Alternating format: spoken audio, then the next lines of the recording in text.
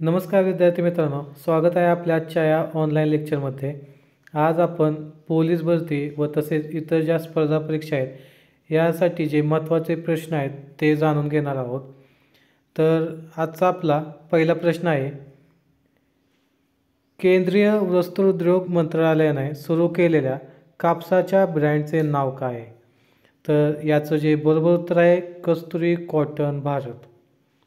यानंतर आपला पुढचा प्रश्न आहे, 38व्या ज्या राष्ट्रीय खेळ 2024 ह्या ज्या स्पर्धा आहेत त्या कोणत्या राज्यात आयोजित केलेल्या आहेत?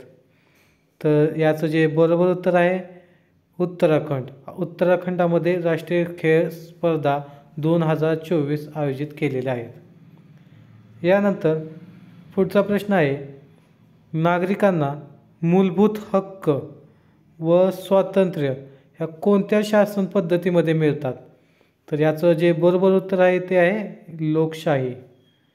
यानंतर पुढचा प्रश्न आहे, लोक माझे सांगती हे जे आत्मचरित्र आहे हे कोणत्या राजकीय नेत्याने लिहिलेलं आहे?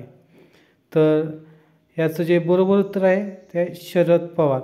लोक माझं सांगती हे आत्मचरित्र शरद पवार यांनी लिहिलेले आहे। त्यानंतर आपला पुढचा प्रश्न आहे, महाराष्ट्रातील पहिले दिव्यांगांसाठी न्यायालय कोठे सुरू करण्यात आलेले आहे? तर याचं जे बरोबर उत्तर आहे ते पुणे। पहिले दिव्यांगांसाठी जे न्यायालय सुरू करण्यात आलेले आहे ते आहे पुण्यात सुरू करण्यात आलेलं आहे। यानंतर पुढचा प्रश्न आहे, रिझर्व्ह बँक ऑफ इंडियाची स्थापना कोणत्या साली झाली? तर रिझर्व्ह बँक ऑफ इंडियाची स्थापना ही 1935 साली झालेली आहे। कधी झालेली आहे? 1935 साली।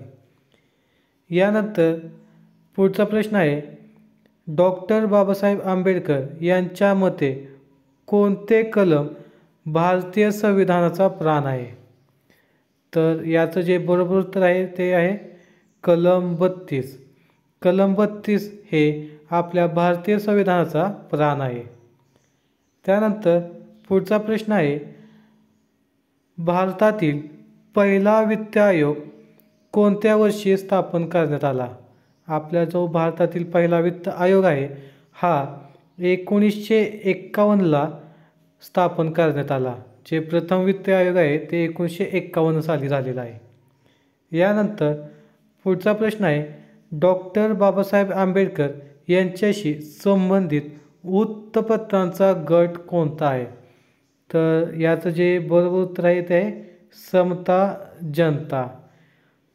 यानंतर पुढचा प्रश्न आहे, कोणत्या शहरात अलकनंदा व भागीरथी या दोन नद्या एकत्र येऊन गंगा नदीचं रूपांतरित होतात? कोणकोणत्या नदी? अलकनंदा व भागीरथी ह्या ज्या दोन नद्या आहेत ह्या दोन नद्या एकत्र येऊन गंगा नदी रूपांतरित होते। असे हे ठिकाण कोणते?